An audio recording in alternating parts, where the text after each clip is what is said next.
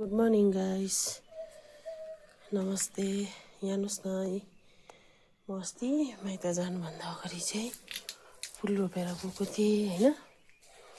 अनि हेर्नुहोस् न है, फुल त धेरै राम्रो छैन, त्यति खास त छैन, तर मलाई सोख लाग्छ फुलको होइन। अन्त त्यसले गर्दाखेरि चाहिँ अहिले चाहिँ यस्तो घाँस भएछ कि हेर्नुहोस् न, घाँस त यति डरलाग्दो घाँस भएछ हो। मैले त 15 दिन 20 दिन बसेर आउँदा त यस्तो भएछ गाइस फुल त। अब म तपाईँहरूलाई यो म केही गरेर देखाउँछु है भिडियोमा ल गाइस।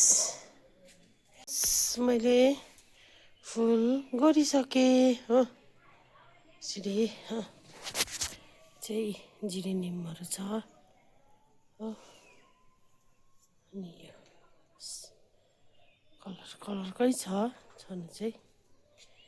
योपालि स्याहार्नु पाएन, के गर्नु, किन माइत गएँ, यत्रो दिन किन बसेँ। म तपाईँसँग धेरै कुरा सेयर गर्छु नि म ल। अघि घाँस कस्तो थियो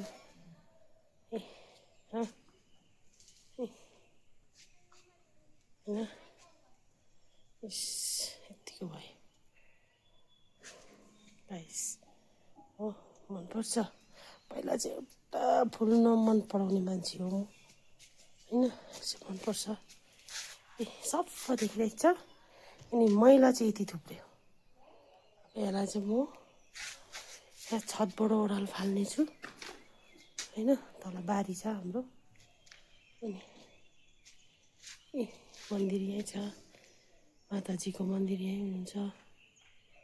मेरो बिरालो चाहिँ यत्तिकै हुन्छ है, जति छतमा बस्छ त्यति यिनीहरू पनि बस्छ हो। गाइस कस्तो लाग्यो कमेन्टमा भनिदिनु होला। पर पनि छ मेरो फुल, पर पनि छ हो। अब यसलाई पनि साफ सुधार राख्छु गाइस।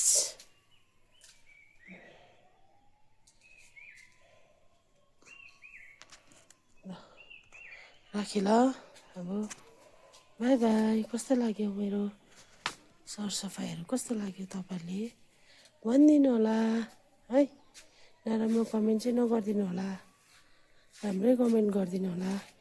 किनकि पहिला एउटा फुल नरोप्ने मान्छे अहिले एकदम फुल रोप्ने भएको छु है म।